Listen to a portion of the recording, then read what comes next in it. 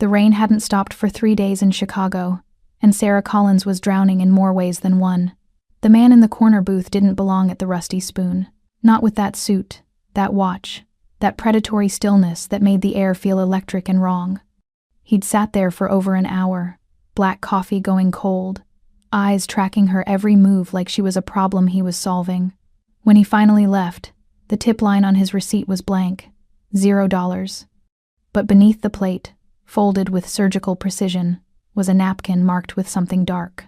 Blood, maybe. And a message in handwriting too elegant for a place like this. 10 p.m. You have 30 seconds to live. Sarah's heart stopped.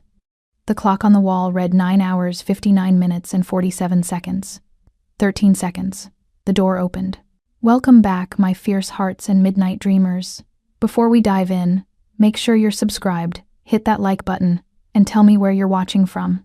I love seeing our little dark romance family stretch across cities, countries, and time zones. Every click, every comment, every bit of love you leave here helps us keep unraveling these dangerous love stories and high-stakes betrayals together. So find your quiet place, dim the lights, and get ready. Let's begin. The Rusty Spoon sat on the south edge of Chicago, where the streetlights flickered more than they worked, and the pavement buckled under the weight of decades of neglect. It was the kind of place people came when they'd run out of better options. Truck drivers killing hours before dawn halls, factory workers too bone-tired to heat up leftovers, college kids stretching a single cup of coffee across 3 hours of cramming. Sarah had worked these tables for 4 years. Before that, she'd been studying social work at community college, dreaming of a life where she could help kids like the one waiting for her at home. Then her parents died. Her father in an accident the police called suspicious but never investigated. Her mother 6 months later from what the death certificate called a heart attack, but Sarah knew was a broken heart. Suddenly she was 23 with a mute 8-year-old to raise, and bills that multiplied like rabbits. The diner paid just enough to keep the lights on in their studio apartment, and food in Toby's belly.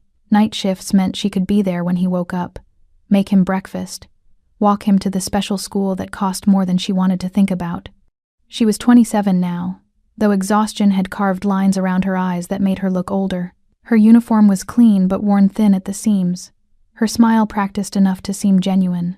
Most customers never bothered learning her name. She knew all of theirs. Tonight, the usual crowd filled the cracked vinyl booths.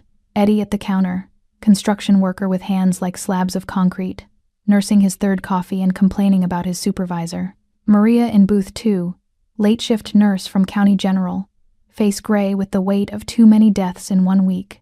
Sarah listened, refilled cups, cleared plates, moving through the routine with the muscle memory of someone who'd stopped thinking about what her life had become. At the register, she'd checked her phone earlier. At the register, Sarah glanced toward the kitchen door. Toby was back there in the break room, hopefully asleep on the makeshift cot she'd set up. Mrs. Curry, the elderly neighbor who usually watched him, had called in sick at the last minute, and Sarah had no choice but to bring him to work.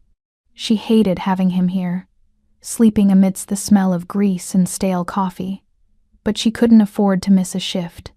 She especially couldn't afford to lose him. Toby hadn't spoken a word since the night their parents died.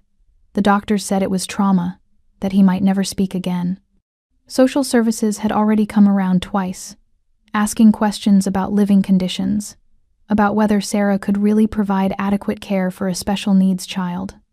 She'd smiled through gritted teeth and showed them Toby's clean clothes, his art projects, the report cards that showed he was thriving everywhere except his voice. She couldn't lose him. He was all she had left. At 9:30, the man in booth 7 had appeared like a shadow given form. Sarah hadn't even heard the door chime. One moment the booth was empty.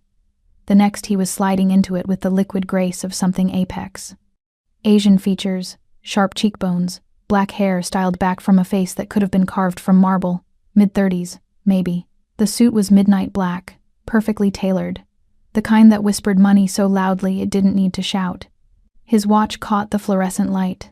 Platinum, a piece of luxury that outshone the diner itself. He didn't look at the menu. Black coffee. His voice was low, controlled, with the barest trace of an accent. Korean, maybe. Sarah poured, hyper-aware of how her hand didn't quite shake. Up close, He smelled like rain and something darker. Sandalwood and ozone and danger. "Anything else?" she'd asked. No. For the next hour, he sat there. Didn't touch his phone, didn't read, just watched. At first, Sarah thought he was watching the door, waiting for someone. Then she realized his eyes followed her. When she refilled Eddie's cup. When she cleared Maria's plate. When she crouched down to pick up a dropped napkin and felt the weight of his gaze on the back of her neck like a physical touch. It made her skin crawl. It made something else inside her wake up. Something she'd thought died with her dreams of college and normalcy. At 9:58, he'd stood. Walked to the register like he owned the floor beneath his feet. Sarah met him there, forcing her customer service smile. "Just the coffee?" "Yes." The total came to $3.50. He'd handed her a black credit card, the kind with no spending limit. She ran it, gave him the receipt. He signed it with a fountain pen he pulled from his jacket, the scratch of metal on paper too loud in the sudden quiet. Then he walked out into the rain without a word. Sarah looked down at the merchant copy. Tip line, $0. The disappointment hit harder than it should have. She was used to bad tips, to being invisible. But something about him, about the way he'd watched her, studied her, made the zero feel personal. Like he'd weighed her worth and found it wanting. She'd grabbed a bus tray and headed for booth 7, ready to wipe down the table and forget the strange, unsettling man in the expensive suit. That's when she saw the napkin. It sat beneath where his coffee cup had been, folded into a precise triangle. When Sarah lifted the plate, she saw the dark stain on the white paper. Blood, fresh enough to still be slightly damp. Her hands shook as she unfolded it. The handwriting was elegant, controlled. Each letter formed with the precision of someone used to signing death warrants. 10 p.m. You have 30 seconds to live. Sarah's heart hammered against her ribs.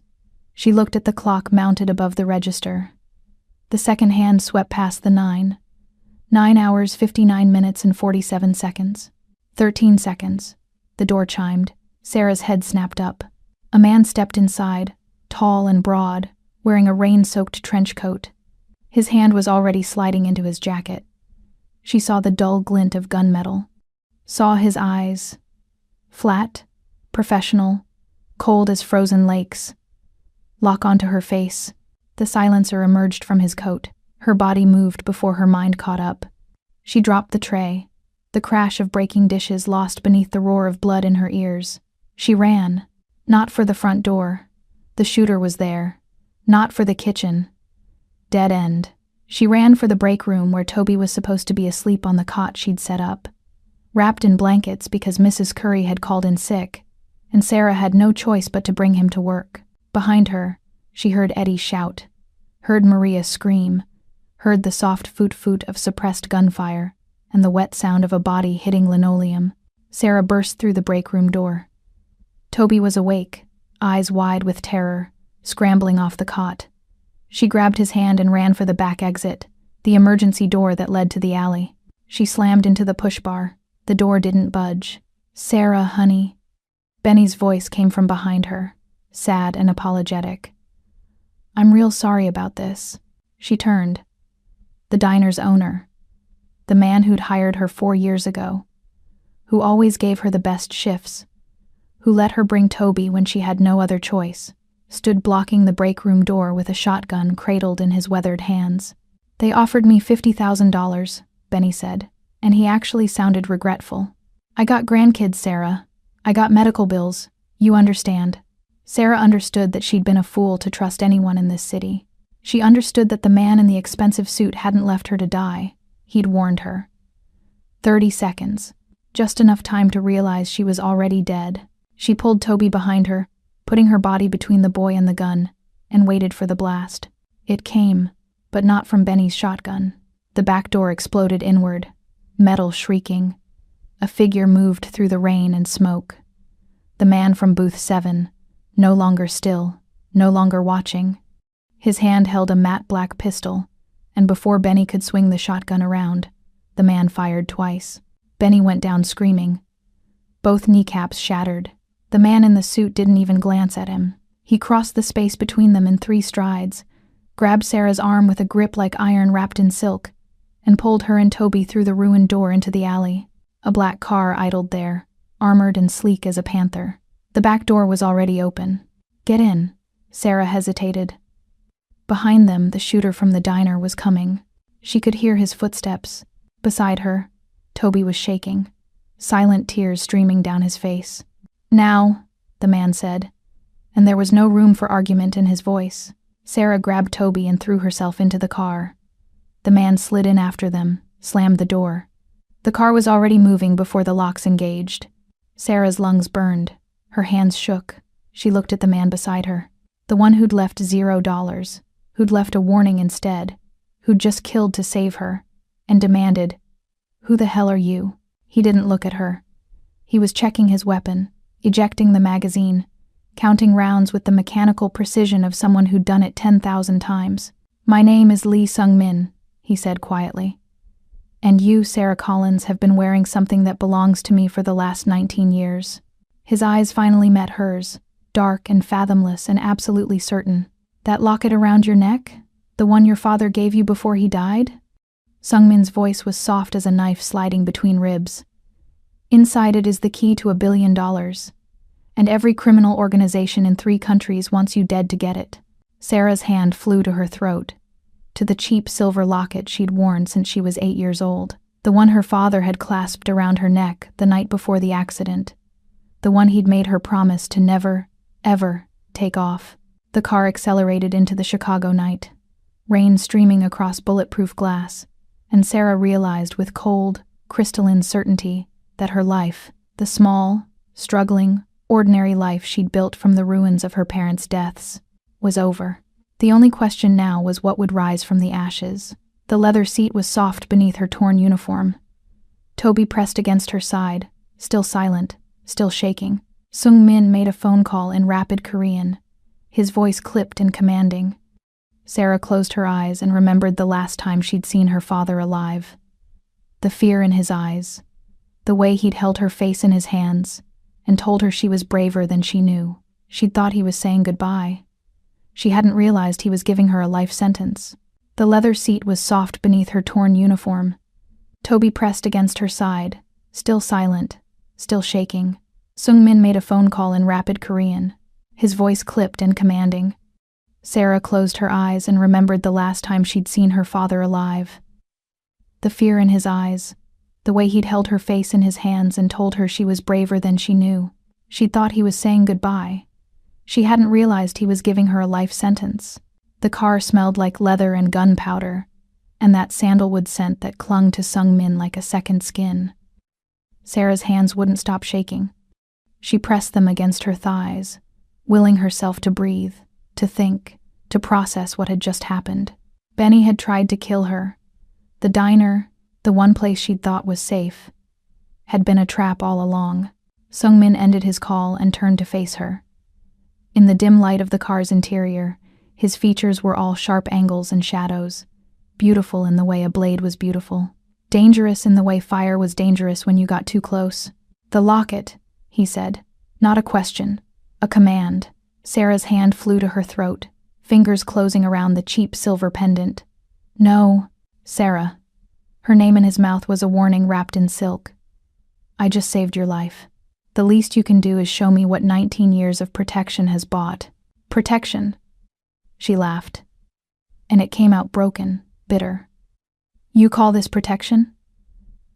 A man just tried to murder me in the middle of a diner. My boss, someone I trusted, sold me out for $50,000. And you think you've been protecting me?" Sung-min's jaw tightened. "You're alive, aren't you?" The question hung in the air between them, sharp as a knife's edge.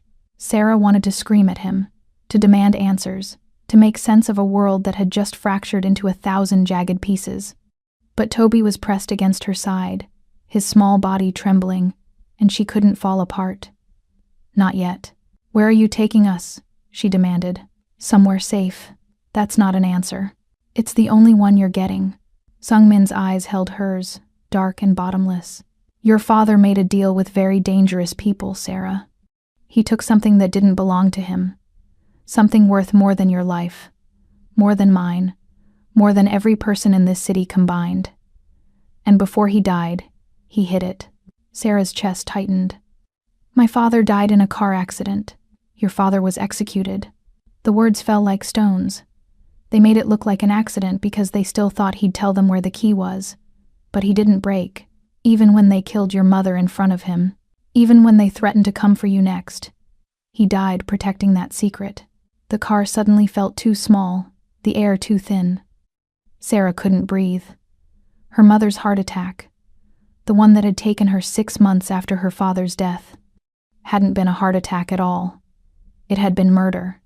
And Sarah, stupid, naive Sarah, had believed the lies because the truth was too monstrous to comprehend. Why didn't they kill me? Her voice came out barely a whisper. If they knew he had a daughter, why leave me alive? Because they didn't know where you were. Sungmin's gaze dropped to the locket at her throat. Your father was meticulous. He had 3 different children by 3 different women, all kept secret, all hidden. You were the youngest, the hardest to find. And by the time they discovered your existence, you disappeared into foster care under a different last name. Sarah's mind reeled. 3 children, 3 mothers, her father, the man who'd read her bedtime stories and taught her to ride a bike, and promised her the world would be kind if she was kind first, had lived a life she'd never known, a life built on secrets and blood and lies. Collins isn't my real name, she said numbly. No. Your birth name was Sarah Park. You were adopted by the Collins family when you were 9, after your mother died and your father disappeared. They were good people. They kept you hidden, kept you safe. And when they died in that house fire 3 years ago, that wasn't an accident either. Not a question. Sarah was learning the shape of her new reality, and it was carved from betrayal and bones. No. Sungmin's voice was almost gentle. Almost. By then, the people hunting you had tracked the adoption records. The Collins family refused to give you up, so they burned. Sarah's stomach turned. She pressed her face against Toby's hair, breathing in the scent of the cheap shampoo she bought in bulk, grounding herself in the one thing that was still real. The boy she'd raised, the brother she'd protected, the last piece of family she had left. Except he wasn't her brother, was he? That truth hovered unspoken between her and Sungmin, heavy as a loaded gun. The car turned down a narrow street, then into an underground garage that opened like a mouth swallowing them whole. The space was vast and silent, filled with vehicles that gleamed like weapons under fluorescent lights. The driver, a man with a scar bisecting his left eyebrow, parked near a private elevator. Sungmin opened the door and stepped out in one fluid motion. He offered Sarah his hand. She stared at it, at the long fingers and the single platinum ring on his right hand, at the violence those hands were capable of, and the strange, unsettling gentleness with which he'd pulled her from the diner's wreckage. She didn't take it. She climbed out on her own, pulling Toby with her. Sungmin's mouth curved, not quite a smile. Stubborn. Alive, she shot back, throwing his earlier word at him like a blade. Something flickered in his eyes. Respect, maybe. Or amusement at the kitten who thought she could scratch the wolf. The elevator ride was silent. Sarah watched the numbers climb. 10, 20, 30, 40. The penthouse, of course. Men like Sungmin didn't live on the ground. They lived above everyone else, looking down on the world they controlled. The doors opened onto a space that stole her breath. Floor-to-ceiling windows revealed Chicago stretched out below them like a glittering kingdom. The penthouse was all clean lines and expensive emptiness. White marble floors, black leather furniture, art on the walls that Sarah recognized from her brief semester of art history before she dropped out. A Rothko, a Basquiat, pieces worth millions, hanging casual as photographs. Guest room is down that hall, Sungmin said, nodding to the left. There are clothes in the closet. Food in the kitchen. You and the boy will stay here until I've dealt with the immediate threats. Dealt with, Sarah repeated. You mean killed. I mean neutralized.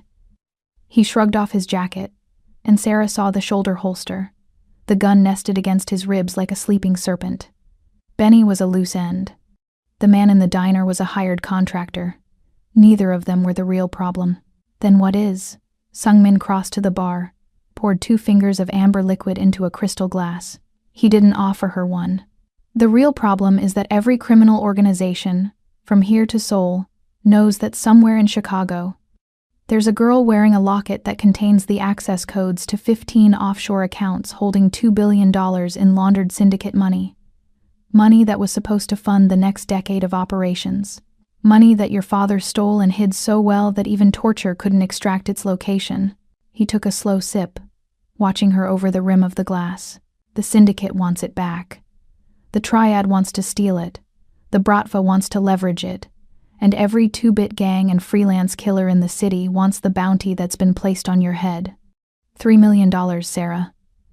Alive or dead, though alive is strongly preferred. They want that locket intact. Sarah's hand went to her throat again, fingers closing around the familiar weight of the pendant. It had been her father's last gift, the only thing she had left of him. She'd worn it every day for 19 years, through foster care and adoption and loss and poverty, through every moment of her small, struggling life. And all that time, she'd been wearing a death sentence. "Why do you care?" she asked. "If all these people want the money, what makes you different?" Sung Min set down his glass with a soft click. "Because the money is mine. Your father didn't just steal from the syndicate, he was my father's accountant. The man my father trusted above all others. And when my father was dying, when the vultures were circling and the family was fracturing, your father took the emergency funds and vanished. The money that was supposed to protect the legitimate businesses. The money that was supposed to keep my mother and sisters safe. He took it all and left us vulnerable." His voice was cold, controlled, but Sarah heard the fury beneath it, the old wound that had never healed. "My uncle used that vulnerability to stage a coup," Sung Min continued. "He killed my father, tried to kill me. Would have succeeded if I hadn't already built my own network, my own power base. It's taken me 7 years to consolidate control, to rebuild what was lost. And now, finally, I've found the key to what was stolen." He crossed the space between them, moving with that predatory grace that made Sarah's pulse jump. He stopped close enough that she could feel the heat radiating from his body, could smell the gunpowder and sandalwood and rain. "So yes, Sarah Collins, or Sarah Park, or whoever you decide to be, I care. I care because that locket around your neck represents everything I've lost, everyone I've failed to protect, and I will have it back." Sarah tilted her chin up, refusing to be intimidated even though her heart was hammering against her ribs. "And what happens to me when you take it? That depends." "On what?" "On whether you're smart enough to survive what comes next."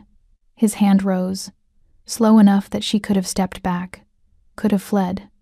But Sarah stood her ground as his fingers brushed the side of her neck, traced the chain of the locket with a touch so light it felt like a whisper. "The 0 tip wasn't an insult, Sarah. It was a code. Benny's safe combination. I needed you to deliver something to him without knowing what you were carrying. A virus on a USB drive hidden in a coffee stirrer. Once you served me, once the drive made contact with his computer system through the security footage, I had access to everything. His ledgers, his contacts, proof that he'd been selling information on syndicate safe houses for the past 3 years." Sarah's breath caught. "You used me. I saved you." His thumb pressed against her pulse point, feeling the rapid beat of her heart. "Benny was always going to sell you out.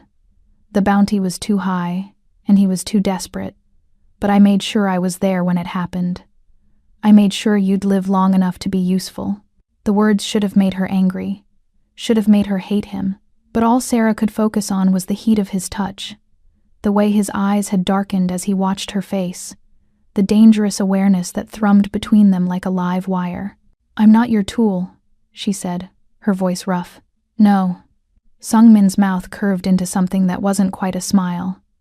"You're my salvation, or my destruction. I haven't decided which yet." He released her and stepped back, and Sarah felt the absence of his touch like a physical thing. She hated that she noticed. Hated that her skin felt cold where his fingers had been. Toby tugged on her sleeve, his wide eyes moving between Sarah and Sung Min, reading the tension in the air with the uncanny perception of children who'd learned to survive by staying quiet and invisible. "Guest room," Sung Min said again, his voice returning to that clipped, commanding tone. "Sleep, eat, Tomorrow we figure out how to keep you alive long enough to unlock that locket without triggering the failsafe. Failsafe? Sarah's stomach dropped. Your father was paranoid and brilliant. The locket has a biometric lock. Your fingerprint opens it. Anyone else's triggers a thermite charge that will melt the drive and everything within a 6-inch radius, including fingers, including faces.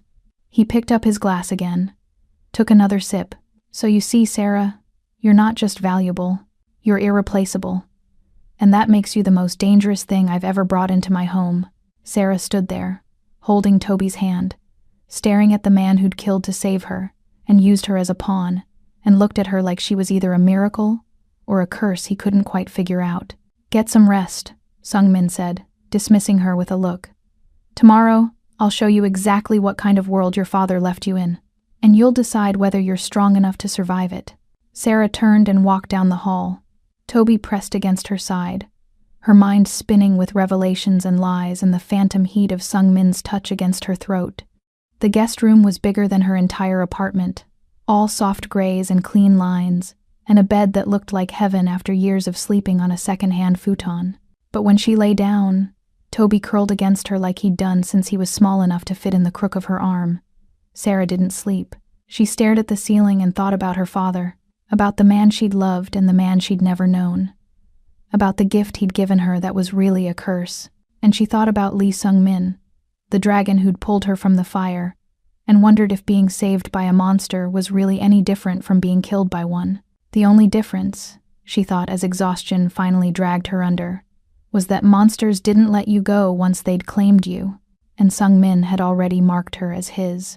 Sarah woke to silence and the smell of coffee. For one disoriented moment, she thought she was back in the studio apartment, that the alarm would ring any second, and she'd have to get Toby ready for school before her shift. Then she opened her eyes and saw the floor-to-ceiling windows. The impossible view of Chicago spread below her like a conquered city, and remembered that her life as she'd known it was over. Toby was already awake, sitting cross-legged on the plush carpet, drawing in a sketchbook that definitely hadn't been there last night. His colored pencils were arranged in careful rows, and he was absorbed in creating something with the fierce concentration he brought to everything he loved. The boy who couldn't speak had always let his art do the talking. Sarah sat up slowly. Her body ached, the crash of adrenaline leaving bruises in its wake. The uniform she'd been wearing was gone, replaced by silk pajamas that felt obscenely expensive against her skin. Someone had undressed her while she slept. The thought should have terrified her, should have made her feel violated. Instead, she felt a strange awareness, a heat low in her belly that she absolutely refused to examine. She found clothes in the closet exactly as Sung-min had promised. Designer labels she recognized from magazines, sizes that fit her perfectly, which meant someone had been watching her long enough to know her measurements. The invasion of privacy should have made her angry. Instead, it just confirmed what she already knew. Sung-min was a predator who studied his prey before he struck. She chose black jeans and a simple white shirt, rejecting the dresses and delicate fabrics that felt like costumes for a life she didn't live. When she emerged from the bedroom, Toby trailing behind her with his sketchbook clutched to his chest, she found Sung-min at the dining table. He'd changed too. Gone was the blood-spattered suit from last night. Now he wore black slacks and a black shirt with the sleeves rolled to his elbows, revealing forearms corded with lean muscle and marked with ink. Pieces of the dragon tattoo she'd glimpsed last night, continuing up his arms like a serpent coiling around prey. He was reading something on a tablet, a cup of coffee steaming at his elbow, and he looked so perfectly domestic that Sarah almost laughed. Almost, because there was nothing domestic about the gun resting on the table within easy reach, or the cold calculation in his eyes when he looked up at her. "Coffee's fresh," he said. "Kitchen is stocked. Take what you want." Sarah moved past him into the kitchen, hyper-aware of his gaze, tracking her movements. The space was immaculate, all marble and steel, and appliances that were far beyond what she'd ever imagine owning, each one gleaming with perfection. She poured coffee into a mug that felt too delicate in her hands, added sugar because she needed the sweetness to cut through the bitterness of everything else. When she returned to the dining room, Toby had already gravitated towards Sung-min, showing him the drawing he'd been working on. It was the diner, Sarah realized. The rusty spoon rendered in careful detail, down to the cracked vinyl seats and the flickering neon sign. But in Toby's version, the diner was on fire, flames consuming the building while two figures stood in the foreground, watching it burn. Sung-min studied the drawing with the same intensity he brought to everything. "You're talented," he said to Toby. Not talking down, not patronizing, just stating a fact. Toby's face lit up the way it always did when someone acknowledged his art. He turned to a fresh page and started drawing again, this time sketching Sung-min's face with quick, confident strokes. "He likes you," Sarah said, sitting down across from Sung-min. "That's unfortunate for both of us." "Why unfortunate?" "Because liking you seems dangerous." Sung-min's mouth curved. "Liking me is the least dangerous thing about your situation, Sarah." He pushed the tablet across the table. Sarah looked down at the screen and felt her stomach drop. It was a news article from this morning, the headline stark and brutal. "Late-night diner shooting leaves 3 dead." Below it, crime scene photos. The rusty spoon cordoned off with yellow tape. Benny's body being wheeled out on a stretcher. A white sheet covering what the bullets had done. 3 dead, Sarah whispered. "But you only shot Benny." The contractor killed a customer trying to play hero. Then he killed the cook when the man came out of the kitchen with a knife. Eddie and Marcus. Good men who died because they were in the wrong place at the wrong time. Sarah's vision blurred. Eddie with his construction worker hands and his complaints about his supervisor. Marcus who always saved her the best slice of pie. Both dead. Both gone. Because of her. Because of the thing hanging around her neck. "The police will be looking for me," she said. "The police will be looking for a waitress named Sarah Collins, who disappeared during the shooting." "But Sarah Collins doesn't exist anymore." Sung-min pulled up another document on the tablet. A death certificate with her name on it, dated 4 years ago. "As far as the world is concerned, you died in the same house fire that killed your adoptive parents." The Sarah Collins who worked at the Rusty Spoon was using stolen identity documents. "The police will chase that ghost for a while, but eventually the trail will go cold." "You erased me." The words came out hollow. "I saved you." He said it matter-of-factly, like there was no difference between salvation and obliteration. "The girl you were is dead, Sarah. The question now is who you're going to become." She wanted to throw the coffee in his face, wanted to scream at him that he didn't get to decide who she was, that she wasn't his project or his possession. But Toby was watching them with wide, worried eyes. And Sarah had learned a long time ago that survival meant swallowing rage and choosing your battles. "You said there was a failsafe," she said instead. "Show me." Sung-min stood and walked to a door Sarah hadn't noticed before, hidden in the wall paneling. He pressed his palm to a biometric scanner, and the door clicked open. Beyond it was a room that looked like something between a library and a bunker, floor-to-ceiling screens displaying security feeds, a workstation with enough computer equipment to run a small country, and a wall safe that probably contained enough weapons to start a war. He gestured her inside. Sarah followed, Toby close behind her, both of them, stepping into Sung-min's true domain. This was where the dragon lived, she realized. The penthouse was just the mask. Sung-min pulled out a chair at the workstation and indicated she should sit. When she did, he leaned over her, close enough that she could feel the heat of his body, smell that sandalwood scent that seemed to cling to his skin. His hand came down on the desk beside hers, caging her in, and Sarah's pulse jumped. "The locket," he said, his voice low and dangerous. "Take it off." "You said." "I said anyone else triggering it would be a problem. I didn't say you couldn't open it yourself." His breath ghosted against her ear. "Open it, Sarah. Let's see what your father thought was worth dying for." Sarah's hands shook as she reached for the clasp at the back of her neck. The locket had been around her throat for so long it felt like part of her body. Removing it felt like removing a piece of her soul, but she unhooked the chain and held the pendant in her palm, feeling its weight for the first time in years. It was cheap silver, tarnished and scratched. The kind of jewelry you bought at a drugstore. Nothing special. Except when Sarah looked closer, she saw the seam wasn't quite right. The edges didn't match.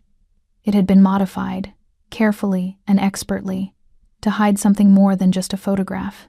"Your thumb," Sung-min instructed. "Press it to the center." Sarah did. For a moment, nothing happened. Then she felt a tiny pinprick, the biometric scanner reading her fingerprint, tasting her blood. The locket grew warm in her hand, almost hot. She nearly dropped it, but Sungmin's hand covered hers, holding the pendant steady, his fingers threaded through hers. The locket clicked open. Inside, where there should have been a photograph, there was a micro SD card embedded in a custom housing. Smaller than her fingernail, worth more than her life. $2 billion, Sungmin murmured. Compressed into something you could swallow if you needed to. He took the locket from her hand, careful not to trigger the failsafe, and inserted the SD card into a reader on his computer. Lines of code scrolled across the screen, green text on black background, the language of money and power and digital kingdoms. Account numbers, Sungmin said, his voice tight with something Sarah couldn't name. Relief? Rage? 15 offshore banks, 7 countries. Every cent accounted for. He pulled up another window, started typing commands. Sarah didn't understand. Your father was meticulous. He built in redundancies, fail-safes, dead man switches. It's going to take days to access everything without triggering alerts. Days you don't have, Sarah guessed. No. Sungmin turned to face her, and the look in his eyes made her breath catch. He was standing close, too close, near enough that she could see the flecks of amber in his dark irises, the faint scar bisecting his left eyebrow. The moment that locket opened, it sent a ping to a monitoring system your father set up. He wanted whoever found it to know they were being watched, which means every enemy I have now knows exactly where to find you. So this penthouse is about to become a war zone. He reached past her and pulled a handgun from a drawer, checked the magazine with practiced efficiency. I have maybe 2 hours before the first wave hits. 4 hours before they coordinate a proper assault. Sarah's mind raced. Then we leave. We run. You said you have resources. Running is what prey does. Sungmin's voice was cold, final. I'm not prey, Sarah. I'm the thing that hunts, and I'm done letting my uncle think he's won. He moved to the wall safe, input a code, and pulled out weapons with the ease of someone who'd done this 1,000 times. A rifle, 2 more handguns, clips of ammunition that he loaded with mechanical precision. He was arming for war right in front of her, and Sarah realized with horrifying clarity that he'd been expecting this, planning for it, maybe even looking forward to it. You knew, she said. You knew opening the locket would bring them here. Of course I knew. Sungmin's smile was sharp as broken glass. Why do you think I brought you here instead of hiding you somewhere safe? You're not just the key, Sarah. You're the bait, the trap, the thing that will make all my enemies show their faces at once so I can put bullets in them. The betrayal hit harder than it should have. Sarah had known she was a pawn, but somewhere in the dark car last night, in the moment when Sungmin had pulled her from the wreckage, she'd let herself believe he might actually care about keeping her alive for reasons beyond his own agenda. You're using me, she said, her voice flat. Yes, and if they kill me getting to you, they won't. Sungmin turned to face her fully, and the intensity in his gaze made Sarah's breath catch. I didn't spend 7 years tracking down your father's secrets just to let someone put a bullet in you before I've extracted every ounce of usefulness from your existence. You're mine, Sarah. Mine to protect. Mine to use. Mine to keep alive until I decide otherwise. The possessiveness in his voice should have terrified her, should have made her hate him. But Sarah felt something else entirely. A dark, twisted awareness that she was seen. Wholly and completely seen. Not as the struggling waitress everyone pitied, not as the foster kid no one wanted, but as something valuable, something worth keeping, even if the reasons were terrible.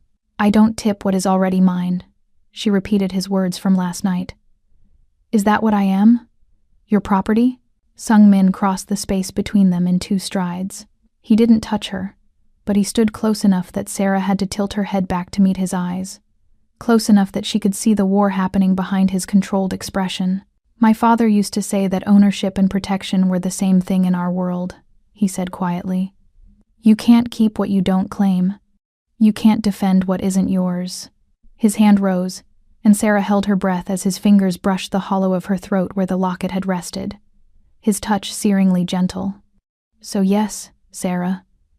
As of last night, when I put my body between you and a bullet, when I killed to keep you breathing, you became mine.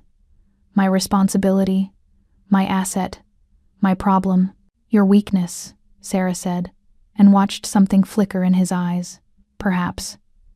His thumb traced her collarbone, the touch making her shiver despite the warmth of the room. But weakness is just another word for caring what happens next.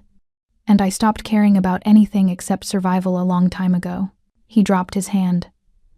Until you. The confession hung in the air between them, raw and unwanted. Sarah didn't know what to do with it, didn't know how to process the fact that this man, this killer, this dragon, had just admitted she'd become something more than a transaction. Before she could respond, an alarm shrieked through the penthouse. Red lights flashed on every screen in Sungmin's command center. He was moving before Sarah could react, grabbing the rifle and shoving a handgun into her hands. Safety's off, he said. Point and shoot. Can you do that? Sarah stared at the weapon, felt its weight, its promise of violence. I've never. Then learn fast. Sungmin pulled her to her feet and pushed her toward Toby, who'd stopped drawing and was watching with frightened eyes. Take him to the panic room, third door on the left down the hall. Code is your birthday. Stay there until I come for you. And if you don't come? Sungmin's smile was sharp and deadly. Then use that gun I gave you. Shoot anyone who tries to open the door. And when you run out of bullets, use the knife in the bottom drawer. Aim for the eyes or the throat. Don't hesitate. Don't think. Just survive. He turned to leave, but Sarah caught his arm. Wait. He looked back at her, and Sarah saw something in his expression that hadn't been there before. Worry. Real, genuine worry. Don't die, she said. I need you to not die. Sungmin's hand came up, cupped her face with a gentleness that contradicted everything else about him. I don't plan to. I have too much unfinished business with you. Then he was gone, moving through the penthouse like a shadow, and Sarah was alone with Toby and a gun, and the terrible knowledge that she'd just asked a monster not to die because the thought of his death scared her more than her own. The panic room was smaller than Sarah expected. 10 by 10 feet of reinforced steel and concrete, lined with supplies and surveillance monitors showing every angle of the penthouse. Sarah set Toby on a cot in the corner, gave him his sketchbook and pencils, and tried not to think about the gun in her hand or the man fighting for his life somewhere above them. On the monitors, she watched Sungmin move through the penthouse with lethal efficiency. The first attacker came through the window in a shower of glass. Sungmin put 2 rounds in him before the man's feet hit the floor. The second came through the front door, breaching charge, blowing it off the hinges. Sungmin dropped him with a headshot, then rolled behind the marble kitchen island as return fire chewed through the granite countertops. Sarah counted 6 attackers. Maybe 7. Professional, coordinated, dressed in tactical gear. They moved like soldiers, covering angles, communicating through hand signals. Sungmin moved like something else entirely. A dancer, a devil. Every motion purposeful, every shot precise. He wasn't just fighting, he was performing, demonstrating dominance, showing his enemies exactly who they'd been foolish enough to attack. But even dragons could be overwhelmed by numbers. Sarah watched one of the attackers flank around through the library. Watched him raise his weapon, line up the shot at Sungmin's exposed back. Her breath caught.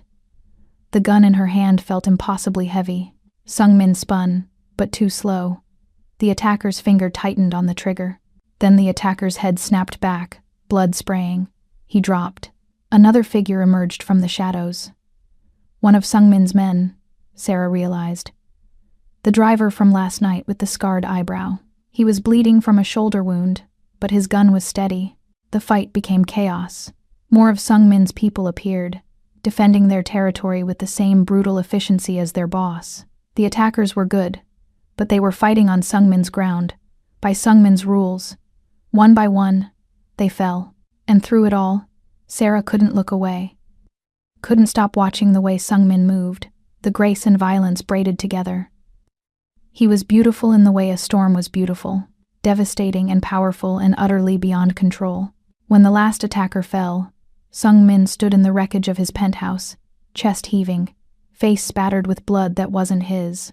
He looked directly at one of the cameras, and Sarah felt the weight of his gaze even through the monitor. It's over, she whispered to Toby. We're safe. But when Sungmin came for them, When he input the code and pulled open the panic room door, Sarah knew nothing was over. This was just the beginning. He looked like a demon standing in the doorway, backlit by the emergency lighting, covered in the evidence of violence. But when he saw Sarah and Toby unharmed, something in his expression softened, just for a moment. Just enough. "You're hurt," Sarah said, because she'd seen him take a graze across his ribs during the fight. "I've had worse." But he was holding his side, and when Sarah stepped closer, she saw blood seeping between his fingers. "Let me see." "Sarah, sit down. Let me see." She didn't know where the authority in her voice came from.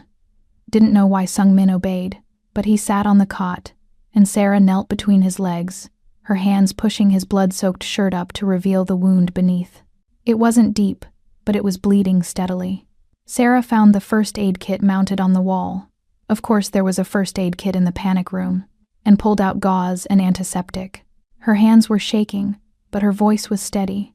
"This is going to hurt. Everything hurts," Sung-min said. "Do it." Sarah cleaned the wound, trying not to think about how intimate this was. Her hands on his bare skin, his breath coming faster as she worked. The way his muscles tensed under her touch, not from pain but from something else entirely. The dragon tattoo that covered his chest was even more intricate up close. Black ink rendered in traditional Korean style, the creature coiling around his torso, one claw reaching toward his heart. Sarah traced the lines without thinking, feeling the heat of his skin, the thundering of his pulse. "You should be afraid of me, Sarah," Sung-min said quietly. His hand came up to cover hers, stilling her movements. "After what you just saw, after what I did, you should be running." Sarah met his eyes. "I'm not running." "Why not?" "Because I'm afraid for you." The words came out before she could stop them. "I watched those men try to kill you, and I was terrified. Not of you. For you. And that's probably the stupidest thing I've ever admitted." Sung-min's grip on her hand tightened. "I've killed people, Sarah. More than you saw tonight. More than I can count. I'm not a good man. I'm not even a man trying to be good. I know." Sarah pressed her palm flat against his chest, felt his heartbeat strong and steady beneath her fingers. "But you're the man who saved me. The man who protected Toby. The man who just fought off an army to keep us safe.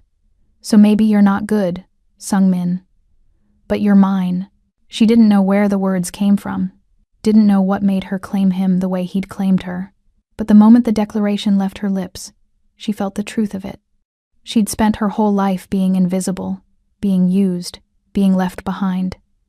And here was a man who saw her, who valued her, who would kill the world to keep her breathing. That was worth more than goodness. Sung-min's free hand came up to cup her face. His thumb brushed her cheek, the touch achingly gentle.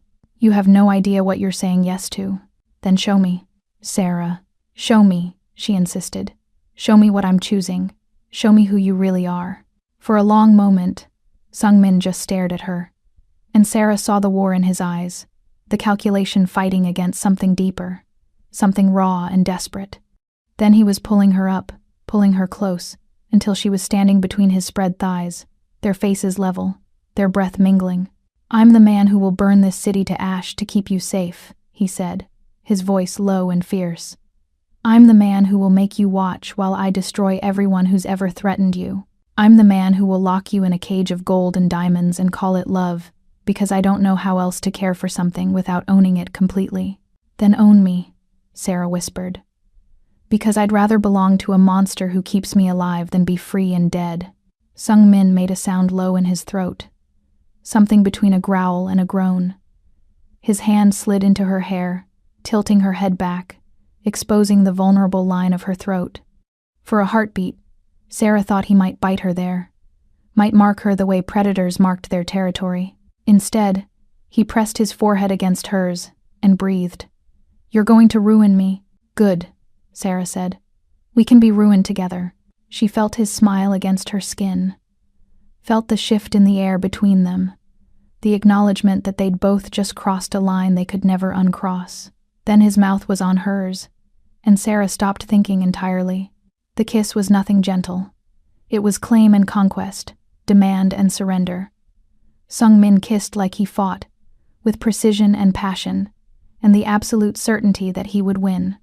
His hand in her hair held her exactly where he wanted her, his other arm banded around her waist, pulling her flush against him until Sarah could feel every inch of his body, every hard plane and edge. She'd been kissed before, quick fumblings with boys in high school, a brief relationship in community college, before everything fell apart. But those had been pale shadows. This was fire. This was consuming. This was Sung-min showing her exactly what it meant to belong to a dragon. When he finally pulled back, they were both breathing hard. Sarah's lips felt bruised. Her body felt electric. "The wound," she managed. "I need to finish bandaging it." "Forget the wound." Sung-min's voice was rough, barely controlled. "I need—" He stopped himself, jaw clenching. "No, not here. Not with Toby watching. Not in a panic room surrounded by bodies. When I have you, Sarah, it will be because I can take my time. Because I can show you exactly what it means to be mine. Do you understand?" Sarah nodded, not trusting her voice. "Good." Sung-min released her with visible effort, his hands lingering for a moment before falling away. "Finish the bandaging. Then we're leaving. This penthouse is compromised. We need to disappear until I can regroup." Sarah forced her hands to stop shaking as she wrapped gauze around his ribs, secured it with medical tape. Her mind was spinning with the implications of that kiss, with the dark promise in Sung-min's voice. She'd just agreed to belong to a killer, to a man who saw violence as a solution and possession as protection, and the terrifying part was that she didn't regret it. When the wound was dressed, Sung-min stood and pulled her up with him. "There's a safe house in Chinatown. Underground. No one knows about it except my most trusted people. We'll go there while I figure out our next move. And Toby comes with us." Sung-min glanced at the boy, who'd been quietly drawing through everything, processing trauma the only way he knew how. "I protect what's mine, Sarah. That includes him." They left the panic room and walked through the war zone the penthouse had become. Bodies lay where they'd fallen. The beautiful space was destroyed. Furniture overturned, windows shattered, blood staining the white marble floors. Sung-min's men were already cleaning up, efficient and grim-faced. The scarred man from last night nodded at Sung-min. "We've secured the perimeter. No more immediate threats." "Good. Clean this up. Make it disappear. I want this place wiped by morning." "Yes, sir." Sung-min led Sarah and Toby to a private elevator, different from the one they'd used last night. This one went down instead of up, descending into the building's maintenance levels. They emerged in an underground garage Sarah hadn't seen before, filled with vehicles that ranged from nondescript sedans to armored SUVs. Sung-min chose a black Mercedes, bulletproof and anonymous. He opened the back door for Sarah and Toby, waited until they were settled, then slid into the driver's seat. As they pulled out into the Chicago night, Sarah looked back at the building they were leaving behind. Somewhere up there, in a penthouse that had been her prison and her sanctuary, men were erasing evidence of violence, covering up a war. And Sarah realized she didn't care. She'd spent her whole life trying to be invisible, trying to survive without drawing attention. But invisibility was just another kind of death. Sung-min had made her visible, had made her matter. And if the price of mattering was blood and darkness and belonging to a monster, then Sarah would pay it gladly. She caught Sung-min's eyes in the rearview mirror. He was watching her, his expression unreadable. "No going back," he said. "I know," Sarah replied. "You'll see things, do things, become things you never imagined." "I know. And you're still choosing this, choosing me." Sarah held his gaze. "I am." Sung-min's smile was sharp and satisfied. "Then welcome to the Dragon's Lair, Sarah. Try not to burn." The safe house in Chinatown was exactly what Sarah expected from Sung-min. Hidden in plain sight, accessible through a restaurant that served as a front, protected by people who looked like ordinary workers but moved with the watchfulness of soldiers. They descended through a kitchen, downstairs that shouldn't exist, into a space that was part bunker, part luxury apartment. Sung-min settled Toby in a bedroom, made sure the boy had everything he needed. Then he returned to find Sarah standing by the windows, one-way glass that showed the street above without revealing them to the world. "You should rest," he said. "I should demand answers."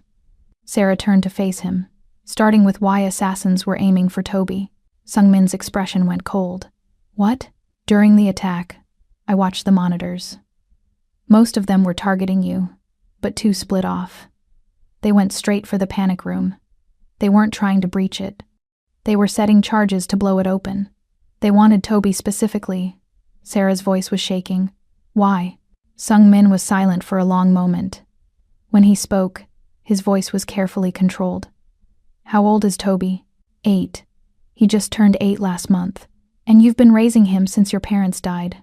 4 years ago. Yes. Sarah's chest tightened with the dawning realization that she'd missed something.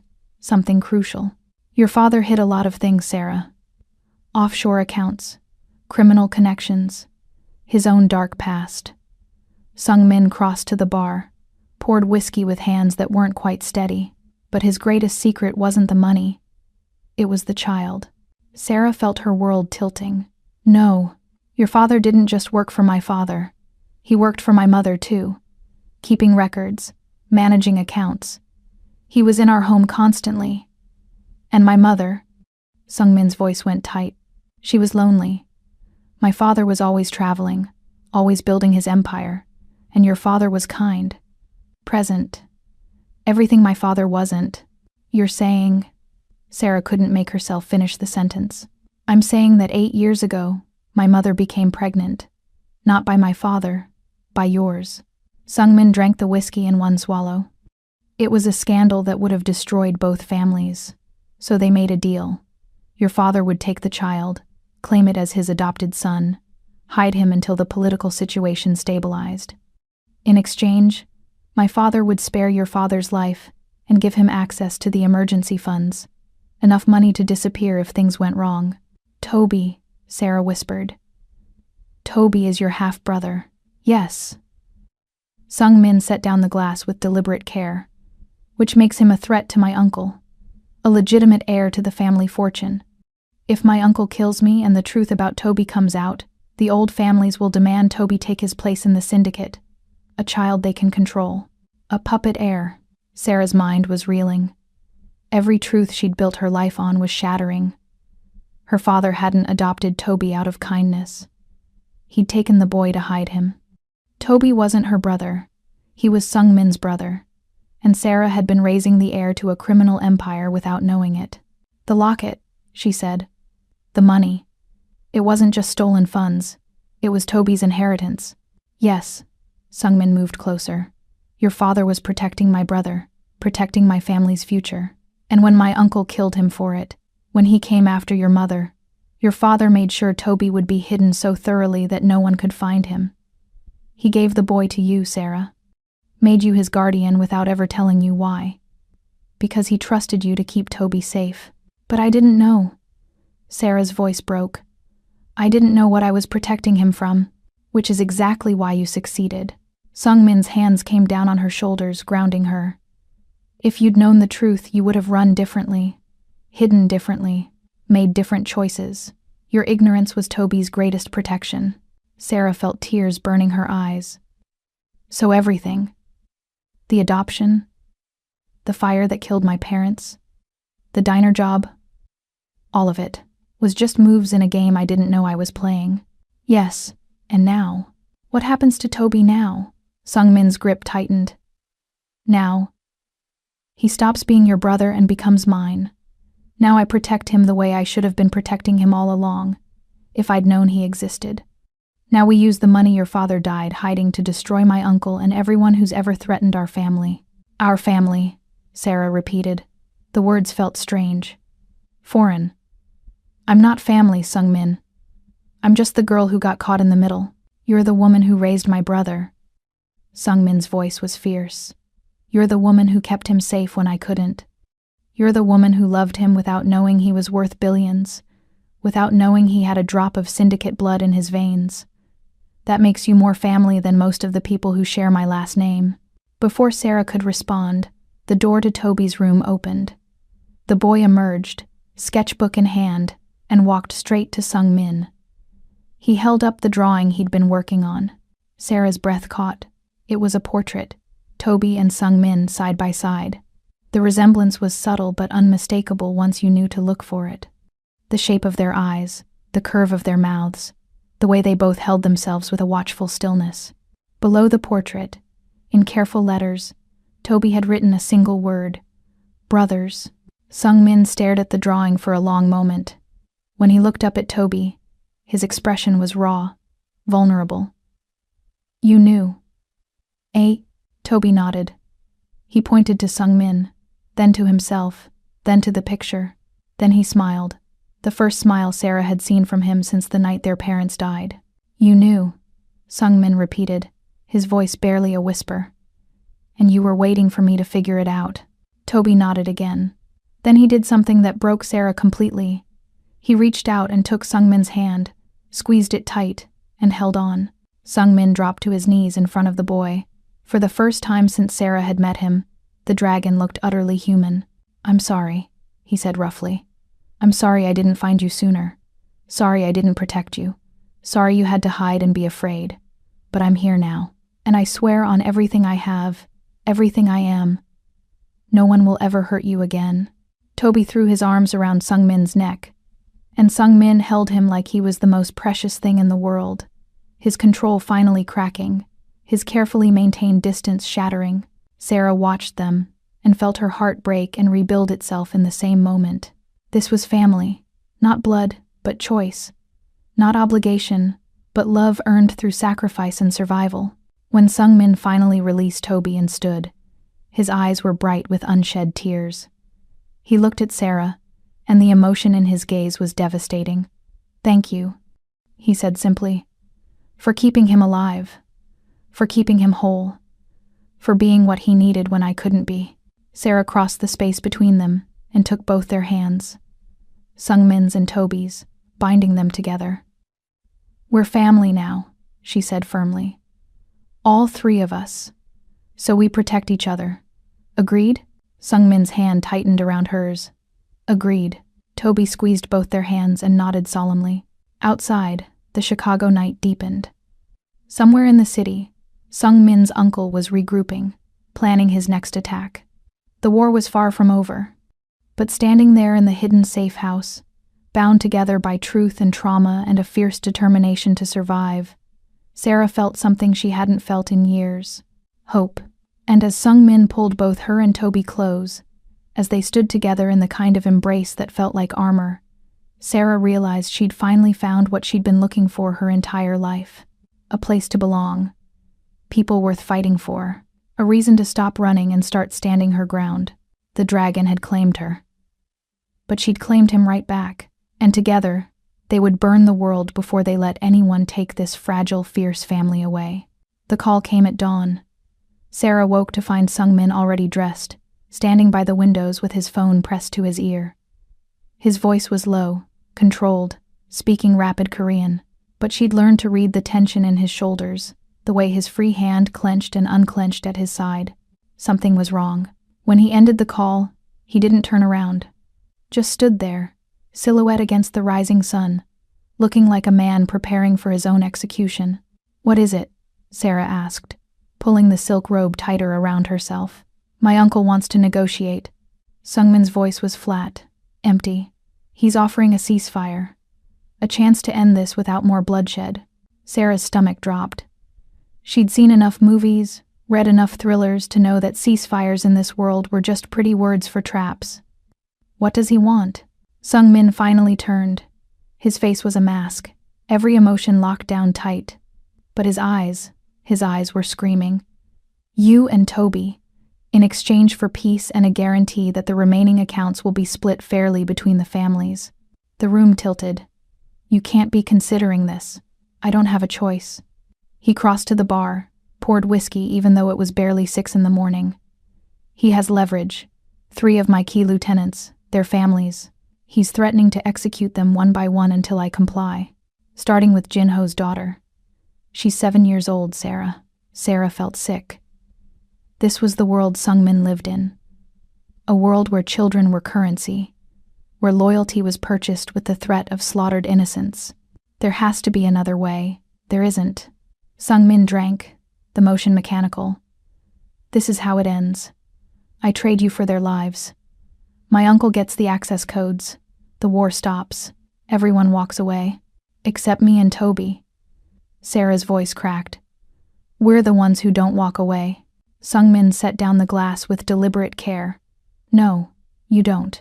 The betrayal hit like a physical blow. Sarah had known. Somewhere deep down, she'd always known. That when it came down to choosing between her and his empire, the dragon would choose power. But knowing and experiencing were different kinds of pain. I see. She stood, wrapped her dignity around herself like armor. When? Noon. Neutral ground. The old warehouse district by the river. Sungmin wouldn't meet her eyes. You have 3 hours to say goodbye to Toby. To prepare him. Prepare him for what? For the fact that the man he thinks is his brother is selling him to a monster. Now Sungmin's gaze snapped to hers, and the fury there was volcanic. You think I want this? You think this doesn't destroy me? But I have hundreds of people depending on me, Sarah. Families who've sworn loyalty. Children who only exist because their parents believed I would protect them. What am I supposed to do? Let them all die for 2 people? Yes, Sarah shouted. If those 2 people are your son and the woman. She stopped herself, the words dying in her throat. The woman what? Sungmin moved closer, predatory and desperate. Say it, Sarah. Finish that sentence.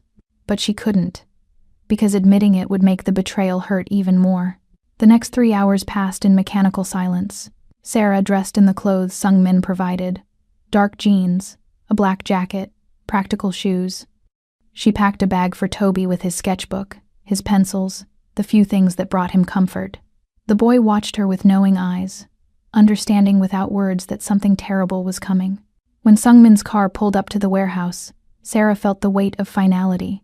This was where her story ended.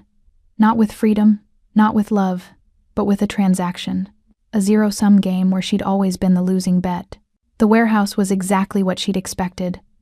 Rusted metal, broken windows, the smell of decay and river water. Sungmin's uncle waited in the center, flanked by a dozen armed men. He was older than Sungmin, his face carved with cruelty and years of violence. When he smiled, it was all teeth and malice. Nephew, he said in accented English. Always so punctual. Sungmin's hand was iron around Sarah's arm, dragging her forward. She tried to pull away, but his grip was merciless. Toby walked beside them, small and silent, clutching his sketchbook like a shield. The package, as promised, Sungmin said, his voice cold enough to freeze blood. Now release my people. The uncle gestured.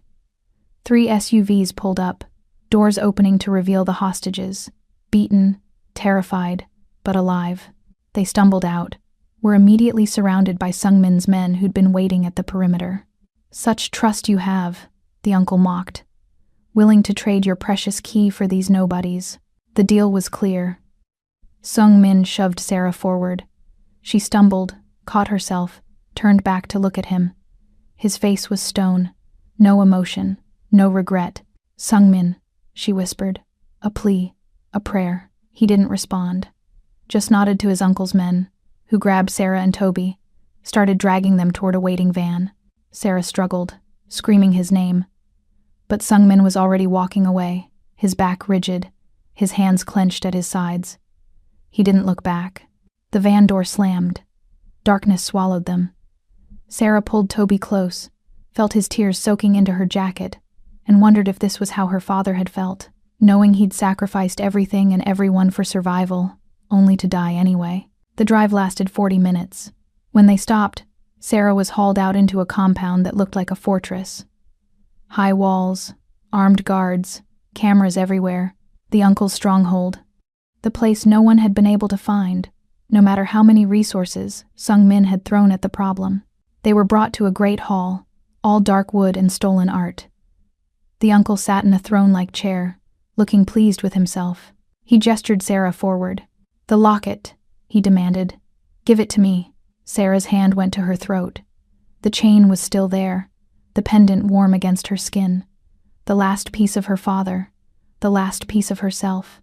If I refuse, the uncle pulled a gun, pressed it against Toby's temple. Then I paint the walls with the boy's brain and take it from your corpse anyway. Sarah's hands shook as she unclasped the chain. This was it. The moment everything her father had died protecting would be lost. The moment the dragon's empire would be completed by the wrong monster. She held out the locket. The uncle snatched it, greedy and triumphant. Finally, he breathed. Finally, everything that should have been mine from the beginning. He pressed his thumb to the center, trying to activate the biometric lock. Nothing happened. He tried again. Again. His face contorted with rage. What is this? Why won't it open? Sarah felt a smile tugging at her lips. A terrible, dangerous smile. Because it's a fake. The real locket would have melted your fingers off by now. The uncle backhanded her. Sarah's head snapped to the side, blood filling her mouth. But she was laughing now, tasting copper and victory. You're holding a piece of cheap tin and a GPS tracker, and you just led the dragon right to your doorstep. The uncle raised the gun, pressed it to her forehead. Then you've just made yourself useless. Have I? Sarah met his eyes. Or have I just made myself the only person who can give you what you want? Kill me, and that drive is locked forever. Keep me alive, and maybe, I'll cooperate. It was a bluff. A desperate, stupid bluff. But it bought her time. The uncle lowered the gun slightly. We have ways of making people cooperate. I'm sure you do. Sarah wiped blood from her mouth. But torture takes time, and I'm guessing you have enemies who are very interested in what happened to Sungmin's delivery. How long before they figure out where you are? She saw the calculation in his eyes, the realization that she was right. Before he could respond, Sarah's attention snagged on something. A sound, barely audible, a rhythmic beeping coming from the locket in his hand. Sarah's eyes widened. The uncle looked down, confused. The beeping was getting faster. And then Sarah remembered Sungmin's whisper as he'd shoved her toward the van. Words meant to look like a curse but shaped like a promise. The service hasn't started yet. The locket wasn't just a key. It was a tracker. And the beeping meant the north wall exploded. Concrete and steel erupted inward in a shower of debris. Sarah grabbed Toby and dropped, covering his body with hers as the world turned to chaos and fire. Through the smoke and screaming, she saw them. Sungmin's forces, flooding the compound like an avenging army. And at the center of it all, walking through the flames like they couldn't touch him, was the dragon himself. Sungmin moved through the uncle's guards with surgical precision. Every shot found a target. Every motion was deadly grace. He wasn't just fighting, he was performing a massacre. And the dance was beautiful and horrifying in equal measure. The uncle scrambled backward, raising his gun. But Sungmin was faster. He shot the weapon from the old man's hand, then closed the distance in 3 strides. You should have known, Sungmin said, his voice carrying over the gunfire. The dragon doesn't trade his treasure. He just finds new ways to burn his enemies. He turned then, his eyes finding Sarah through the smoke. And the look on his face, relief and fury and something darker, something possessive, made her breath catch. Are you hurt? He demanded, crossing to her. Sarah struggled to her feet, still shielding Toby. You used us. You turned us into bait. Yes. No apology in his voice. I needed to find this place, needed to get inside, and you were the only thing my uncle wanted badly enough to reveal his location. He cupped her face, thumbs brushing away the blood at her mouth. I told you, Sarah. I don't trade what's mine. I just make my enemies think I do. You could have told me. No. His grip tightened. You needed to believe it. Needed to be genuinely terrified, genuinely betrayed. Otherwise, my uncle would have known it was a trap. His forehead pressed against hers. I'm sorry. For the fear. For the pain. But I'm not sorry for keeping you alive. Sarah wanted to hit him. Wanted to kiss him. Wanted to scream. But Toby was pulling on her jacket, and Sungmin's men were securing the compound, and there wasn't time for any of it. The locket, she said. Your uncle has it. Sungmin's smile was sharp. No. He has a replica I had made 3 days ago. The real one never left you. He touched her collarbone, just above her heart. I had my best forger create a duplicate while you slept. Same weight, same appearance, but worthless. The real locket is in the safe at the Chinatown house. Sarah stared at him. You planned all of this. From the beginning. From the moment I left that note in the diner. Sungmin helped her to her feet. Every move. Every betrayal. Every moment of terror. All of it was necessary to get us here. To end this war decisively. He was right. Sarah could see it now. The elegant brutality of his strategy. But that didn't make the fear she'd felt any less real. Next time, she said quietly. Trust me enough to let me help plan the trap. Sungmin's expression softened. There won't be a next time. This ends today. The compound was secured within the hour. Sungmin's forces moved with practiced efficiency, rounding up the uncle's remaining loyalists, securing the perimeter. But the victory wasn't complete. Sungmin's lieutenants were shouting orders, their faces grim. The uncle was gone. He'd slipped away during the breach, vanishing through a hidden tunnel in the safe room before the smoke cleared. Sarah watched from the sidelines, Toby pressed against her side. The boy was shaking, traumatized by the violence, and Sarah stroked his hair while trying to process everything that had just happened. Sungmin approached them, his face smeared with soot and blood that wasn't his. We secured the compound, but my uncle is in the wind. He escaped? Sarah asked, fear spiking in her chest. For now. But he lost his fortress. He lost his army. He's running scared, Sarah, and hunted men make mistakes. Sungmin's voice was cold. He tried to kill my brother. There is nowhere on earth he can hide from me. Sarah wanted to feel satisfaction, wanted to watch the man who'd terrorized them suffer. But all she felt was exhaustion and a desperate need for this nightmare to be over. There's something else, one of Sungmin's men said, approaching cautiously. We found a cell in the basement. There's someone down there, he claims. The man hesitated. He claims he's Sarah's father. The world stopped. Sarah couldn't breathe, couldn't process the words. Her father was dead, had been dead for 4 years. She'd mourned him, moved on, built a life from the ruins of his choices. That's impossible, she whispered. But Sungmin's expression told her it wasn't. They descended into the basement, each step feeling like walking into her own grave. The corridors were narrow, damp, smelling of mildew and despair. Prison cells lined the walls, most empty. But at the end, in the last cell, illuminated by a single bare bulb, her father sat on a concrete bench, head in his hands. He looked older, thinner. Gray streaked his hair, and his face was lined with suffering. But it was him. Unmistakably, impossibly him. Dad? Sarah's voice broke on the word. His head snapped up. When he saw her, something flickered in his eyes. Hope, maybe. Or calculation. Sarah, he breathed. Oh, sweetheart, you found me. Sungmin unlocked the cell. Sarah stumbled forward, her legs moving without conscious thought. 4 years. 4 years of grief and guilt and struggling to survive. 4 years of thinking he was dead. She threw her arms around him, sobbing. I thought you were gone. I thought they killed you. Her father's arms came around her, but the embrace felt wrong. Too tight, too desperate. I'm here, he murmured against her hair. I'm alive. We can finally. His hand moved to her throat, fingers clawing for the chain of the locket, but his fingers met only skin. He froze. Then he shoved her back, staring at her bare neck with horror. Where is it? Reality crashed through Sarah's grief like shattered glass. Dad, the locket! He shrieked, his eyes wild and all pretense of love gone. Where is the locket? Where is my money? I don't have it.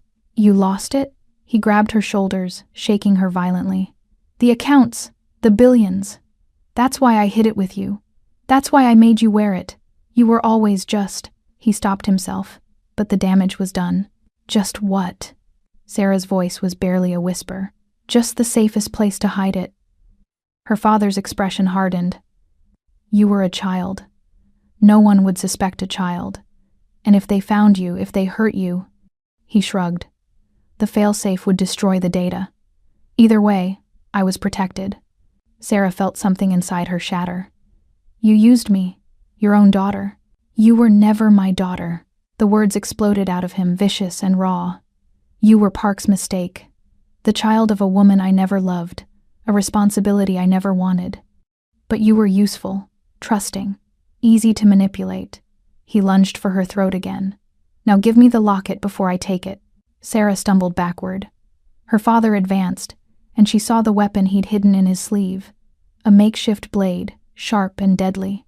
"I didn't survive 4 years in this hell to let some stupid girl ruin everything," he snarled. "You'll give it to me, or I'll cut it off you." He raised the blade. The gunshot was deafening in the confined space. Her father screamed, dropping the weapon as blood bloomed across his thigh. He collapsed, clutching the wound, and Sarah looked up to see Sung Min standing there, gun raised, expression colder than winter. "Touch her again," Sung Min said quietly, "and the next bullet goes through your skull." He crossed to Sarah, pulled her behind him, putting his body between her and the man who'd just destroyed every memory of love she'd ever had. Sarah's father was sobbing now, the pain and fury mixing into something pathetic. "She's nothing, just a tool. You don't understand. The money, I earned it. It's mine." "Family isn't blood, Sarah," Sung Min said, his eyes never leaving her father. "It's who bleeds for you, who protects you, who sees your worth beyond what you can provide." He finally looked at her, and the tenderness in his gaze made her chest ache. "Your father taught me that, by showing me exactly what family should never be." Sarah's legs gave out. Sung Min caught her, lowered them both to the ground, and held her while she shattered. All the years of believing her father had loved her, had sacrificed for her, had died protecting her. All lies. She'd been nothing but a storage unit, a human safe deposit box. "I'm sorry," Sung Min murmured against her hair.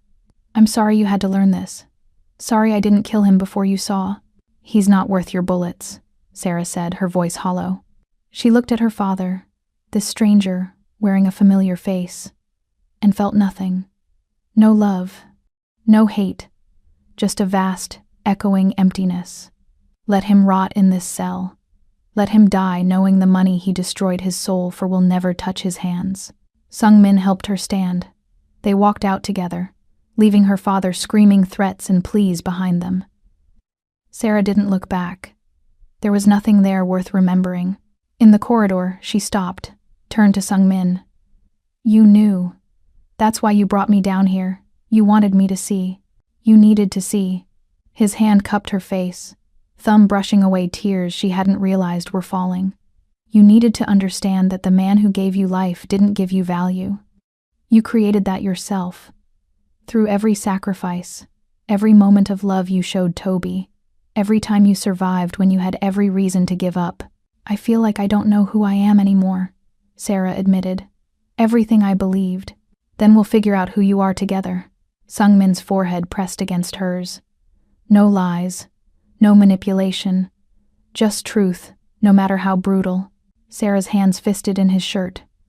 Promise me you'll never use me the way he did." "I can't promise that." The honesty was startling. "I'm a monster, Sarah. I will use every resource I have to protect what's mine. And you," his voice roughened, "you're the most precious resource I have. So yes, I will use you. Your strength, your mind, your ability to survive.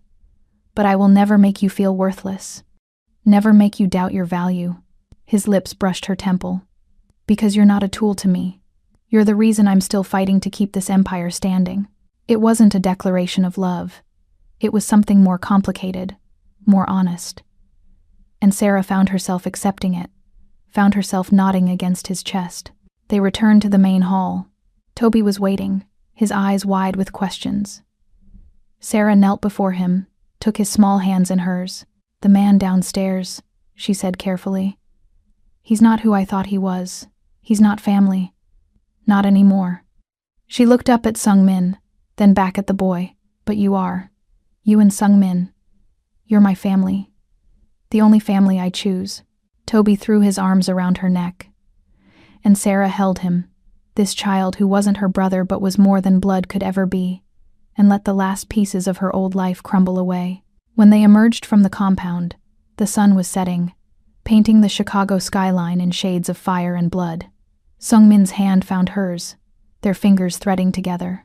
"What happens now?" Sarah asked. "Now we rebuild." Sungmin looked at the city spread before them. "The war is over. The accounts are secure. My uncle will face justice." He turned to her. "And you decide what role you want to play in all of this. Partner, queen, or just the woman I protect."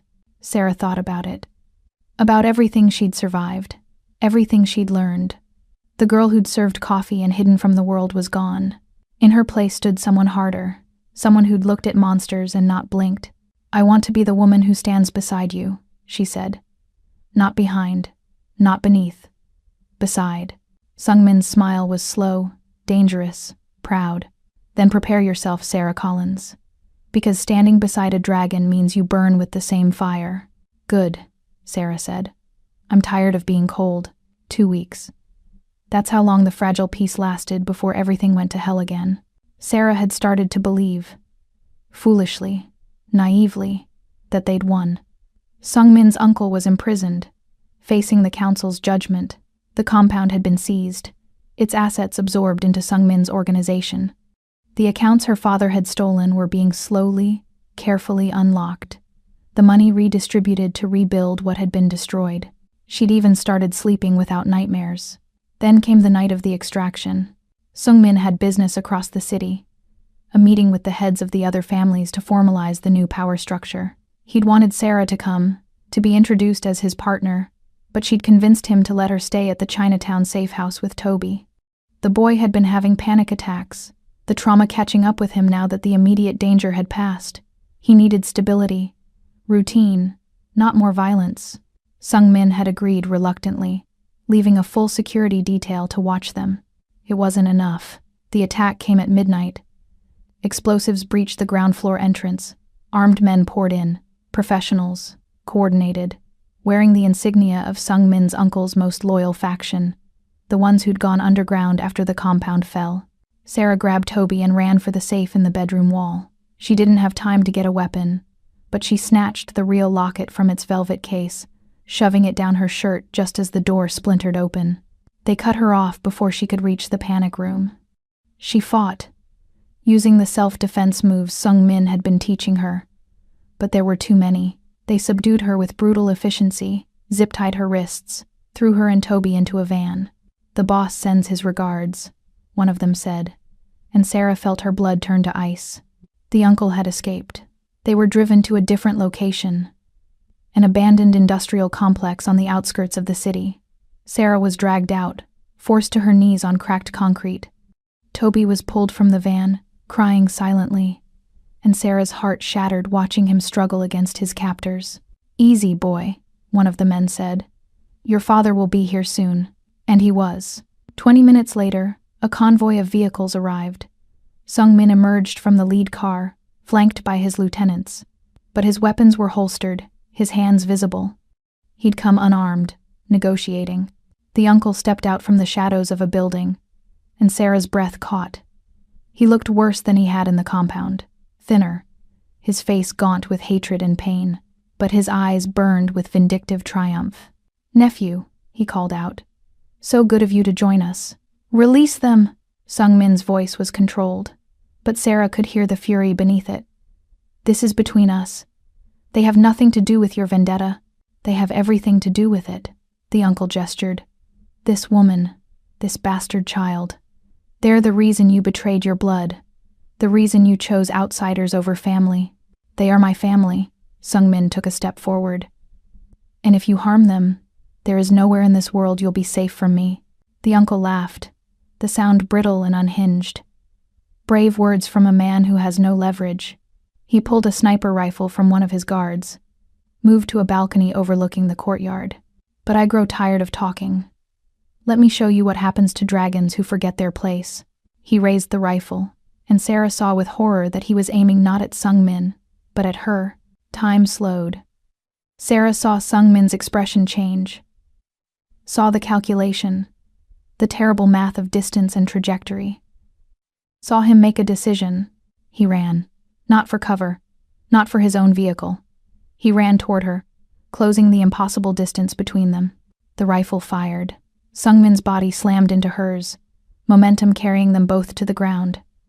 Sarah felt his weight, his warmth, felt him wrap himself around her, shielding every inch of her with his own body. Then she felt the wetness spreading across his chest. "No," she whispered. "No, no, no."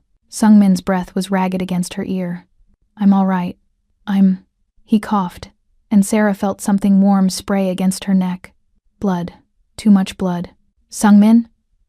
She tried to push him off, to see the wound, but he wouldn't let her move. Wouldn't stop protecting her even as his own life was leaking out. Chaos erupted. Sungmin's men returned fire, advancing on the uncle's position. The courtyard became a war zone, but Sarah could only focus on the man in her arms, the dragon who'd taken a bullet meant for her. "You stupid, arrogant." Her voice broke. "You can't die. I won't let you die." "Didn't ask permission," Sungmin managed, and even now bleeding out, he was smiling. "Told you. I protect. What's mine?" His eyes fluttered closed. "No!" Sarah screamed his name, pressing her bound hands against the wound in his chest, trying to stop the bleeding. But there was so much blood, and it was everywhere, and she couldn't lose him. Someone was pulling her away. Jin-ho, Sungmin's scarred lieutenant, was lifting Sungmin's body, carrying him toward a vehicle. "We have a medical team standing by. He'll make it. He has to make it." Sarah was shoved into the same vehicle.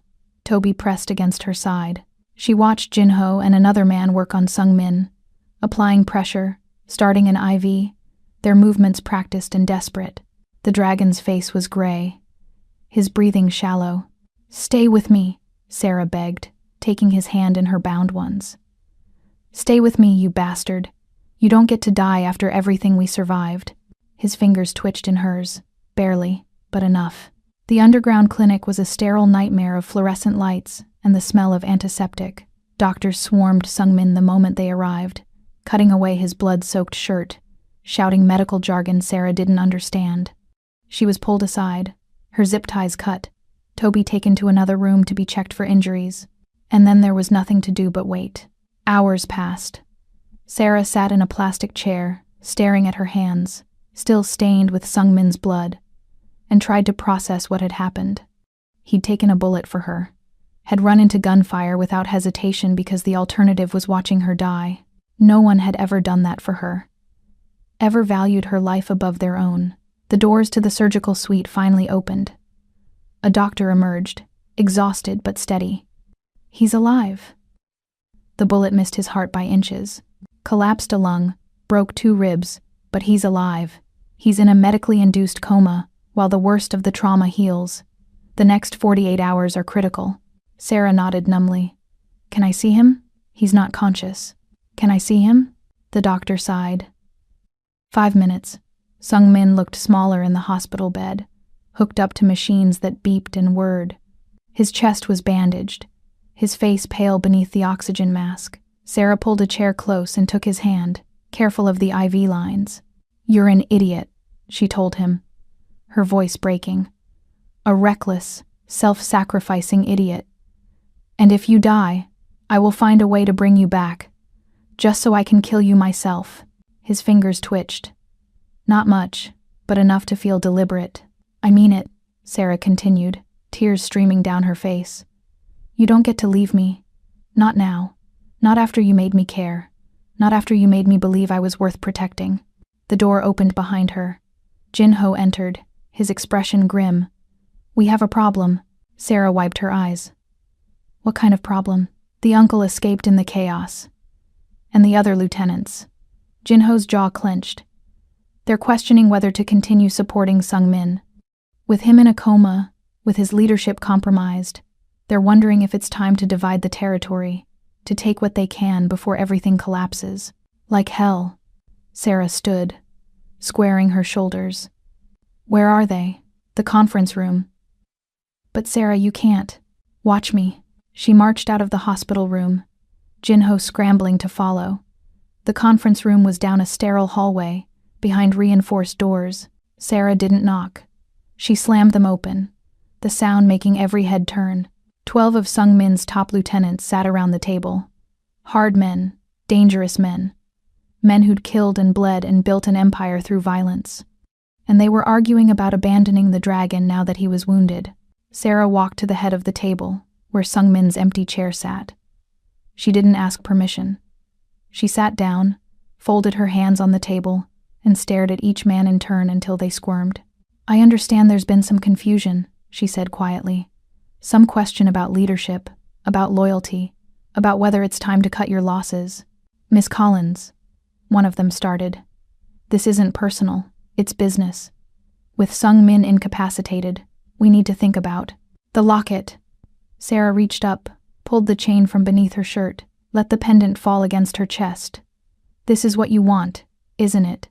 The access codes to billions. The key to everything Sung Min has been rebuilding."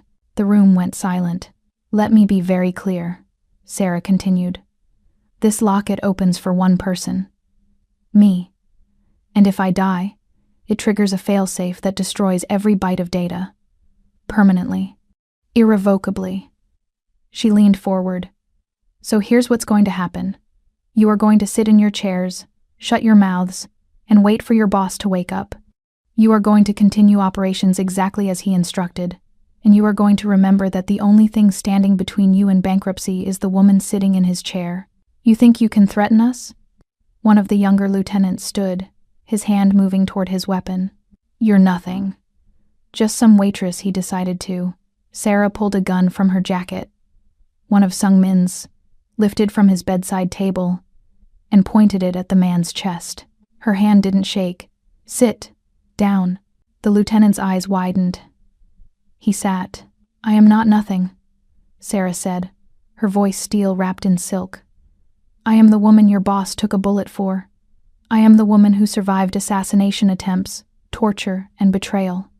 I am the woman who raised his son, unlocked his stolen fortune, and stood beside him while he burned his enemies." She set the gun on the table with a soft click. "And I am the woman who will put a bullet in anyone who tries to take this empire apart while he recovers. Are we clear?" Slowly, one by one, the men nodded. "Good." Sarah stood. "Jinho will coordinate daily operations. Any major decisions get run by me first. And if anyone has a problem with that arrangement," she picked up the gun again, "my door is always open." She walked out, her legs somehow steady, her heart hammering against her ribs. Only when she was back in Sung Min's hospital room, door closed, did she allow herself to collapse. She'd just threatened a room full of killers, had bluffed her way into running a criminal empire. And somehow, impossibly, they'd believed her. A soft sound made her look up. Sung Min's eyes were open, just barely, glazed with pain medication but aware. He was looking at her with an expression she couldn't quite read. "You heard that," she whispered. His hand moved, gesturing weakly for her to come closer. Sarah approached the bed, and Sung Min's fingers brushed her cheek, his touch feather-light. "My queen," he rasped, the words barely audible. "My fierce, ruthless queen." Then his eyes closed again, slipping back into medicated darkness. But Sarah saw the smile on his lips, the pride in that small curve. She'd terrified a room full of criminals, had claimed authority she had no right to, had transformed from prey into predator in the space of one conversation, and the dragon approved. Sung Min recovered slowly. The bullet wound healed, the collapsed lung reinflated, but the real damage was to his reputation. Word spread through the underworld. The dragon had been wounded, had bled. The other families began testing boundaries, probing for weakness. It couldn't continue. Sung Min needed to demonstrate strength, needed to remind everyone why crossing him was fatal. He proposed a wedding, not to Sarah. Not yet, though the promise hung unspoken between them. A political wedding to Min Seo, the daughter of the most powerful rival family. A union that would cement the peace, bring together the two largest territories, end the possibility of future conflicts. It was strategic, practical, exactly the kind of move a smart leader would make. Sarah hated it. "You can't be serious," she said when he told her. They were in his penthouse, a new one, since the old had been too compromised. This space was colder, more fortress than home. It's necessary. Sung-min was standing by the windows, backlit by the city lights. 3 weeks out from surgery, and he still moved carefully, his chest bound beneath expensive shirts. Min-seo's father controls the port access. He wants my uncle dead as much as I do. The man is a loose cannon threatening everyone's business. That's why they agreed to the theater. So Min-seo knows? She knows. She gets the publicity of a royal wedding, I get my trap, and tomorrow we quietly annul it, citing political differences. Everyone wins. Except my uncle.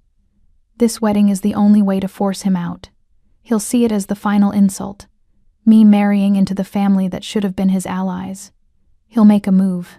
And when he does, we'll be ready. Sarah understood the strategy. Hated that she understood it. And what am I in this scenario? The mistress you keep on the side? You're the trap. Sung-min crossed to her, his hands framing her face. The wedding is theater. A performance to draw out my enemies. But you, his thumb traced her lower lip. You're the weapon they won't see coming. Explain. Over the next hour, Sung-min laid out his plan. The wedding would be held at the most prestigious venue in Chicago, a cathedral that had been neutral ground for decades. Every major family would attend, along with their security, their allies, their power structures. It would be the largest gathering of criminals in the city's history, and Sarah would be there. Not as a guest, not as Sung-min's partner. As a server, you want me to waitress your wedding, Sarah said flatly. I want you in position where no one will notice you. Sung-min pulled out building schematics, photographs, detailed plans. My uncle will be there. He won't be able to resist seeing me marry someone else, seeing his nephew claim the victory that should have been his. He'll hide among the guests, disguised, protected. But he'll be there, and when you identify him, you'll already be armed, you'll already be close, and you'll do what needs to be done. Sung-min's eyes were dark, serious. This isn't about me proving I'm strong enough to lead. This is about us proving we're stronger together, that you're not just my partner, you're my equal. Sarah thought about it. About the symmetry of ending where they'd begun. In a room full of people who didn't see her, carrying a message meant to save or destroy. I want Toby safe, she said. Somewhere far from the city, somewhere your uncle can never find him. Already arranged. Jinho is taking him to Seoul tomorrow. My mother's family will protect him. Sarah nodded slowly. And after? When this is over? Sung-min pulled her close, careful of his still healing ribs. After, we rebuild. We create something different. Still dangerous, still powerful, but ours. His lips brushed her temple. No more secrets, no more lies. Just us and the empire will forge together. You're asking me to become what you are, Sarah said.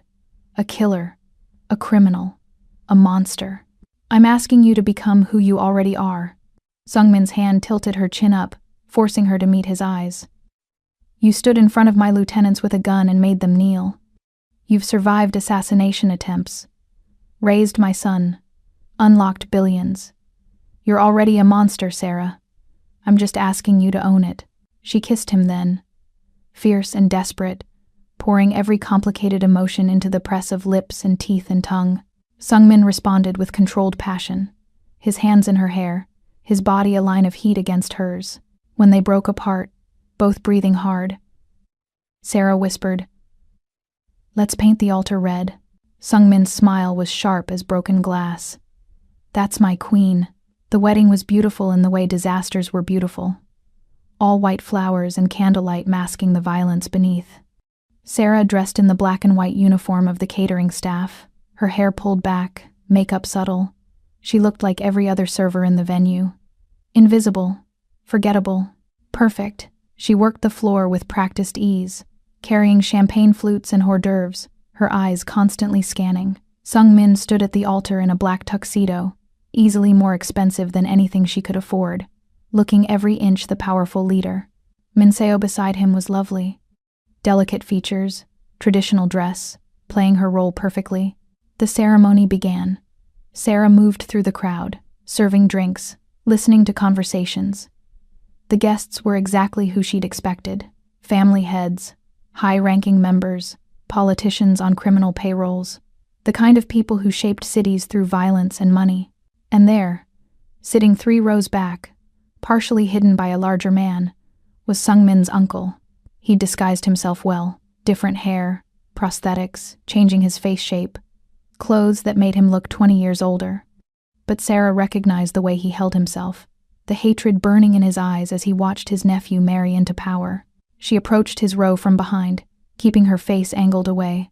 Her hair dyed a severe black and styled to change her profile. "Champagne, sir?" The uncle didn't even turn his head. He was too focused on the altar, too arrogant to look at the help. He waved a hand dismissively, refusing the drink without making eye contact. Sarah smiled at the back of his head and moved on. Her hand brushed the serving tray, fingers finding the familiar shape hidden beneath. Not a submachine gun. Too obvious, too loud. Something more elegant. A pistol with a suppressor, sleek and deadly. The ceremony concluded. Sungmin and Min Seo sealed their union with a kiss that looked convincing enough to fool everyone except Sarah, who could see the calculation in the dragon's eyes. They processed down the aisle, and the guests began to mingle, moving toward the reception hall. This was it. The moment of chaos when attention would be divided. Sarah caught Sungmin's eye across the room. He gave the smallest nod. She dropped the serving tray. The crash was loud enough to make everyone turn. Sarah apologized profusely, bending to clean up the mess. And as she crouched, her hand slid beneath her uniform jacket, found the weapon. The uncle was moving, trying to slip out in the confusion, trying to escape before he was recognized. Sarah straightened, the weapon concealed beneath a thick, folded service towel draped over her arm, and walked directly into his path. "Excuse me, sir," she said sweetly. "You dropped this." She pressed the towel-covered muzzle against his ribs. The uncle looked down, saw the weapon, and his eyes went wide with recognition. "Hello," Sarah whispered. "Remember me?" She pulled the trigger 3 times. The suppressor made the shots sound like champagne corks popping. The uncle stumbled backward, clutching his chest, blood blooming across his stolen vest. Sarah dropped the napkin, stepped back, and screamed, "He's got a gun." Chaos erupted. Security swarmed. Guests scattered. And in the confusion, Sungmin was there, pulling Sarah aside, positioning himself between her and the cameras. "Clean?" he murmured. "Gloves. No prints. Weapon was cold. Untraceable." Sarah's hands were steady. Her voice was calm. She'd just killed a man in front of hundreds of witnesses, and she felt nothing but satisfaction. Perfect. Sungmin's hand found hers, squeezed once. "Wait for my signal." The venue descended into controlled chaos. The uncle was pronounced dead at the scene. Security footage was immediately confiscated. Witnesses gave contradictory statements, some saying they'd seen the uncle pull a weapon, others claiming a server had screamed first. By the time police arrived, the story was airtight. A deranged criminal had infiltrated the wedding, attempted to assassinate the groom, and was shot by security. Tragic, unavoidable, case closed. Sarah slipped out with the other catering staff, changed in a service bathroom, and emerged in the simple black dress she'd worn beneath the uniform. She walked out the front entrance like any other guest, got into a waiting car, and was driven to a secondary location. Sungmin met her there an hour later, no longer in his tuxedo. "It's done. My uncle is dead. The families are unified. The territory is secure. And your bride will be annulled by morning." She knew the truth, that the wedding was theater. Her father got what he wanted, my public alliance. I got what I wanted. My uncle dead and my position uncontestable. He approached Sarah, his movements predatory. "And you got your revenge." Sarah thought about the uncle bleeding out on the cathedral floor, about her father rotting in a prison cell, forgotten, about every person who'd tried to use her, hurt her, make her small. "No," she said quietly. "I got my power." Sungmin's expression shifted, pride and desire, and something darker mixing together. "Say it. Say what you are." Sarah met his eyes. "I'm the queen of this city, partner to the dragon, mother to the heir." The woman every enemy will fear and every ally will respect. She stepped closer, her hand sliding up his chest. I'm yours, and you're mine. And together, we're going to burn anyone who forgets it. Sungmin's control snapped. He kissed her with bruising intensity, hands fisting in her hair, body pressing hers against the wall.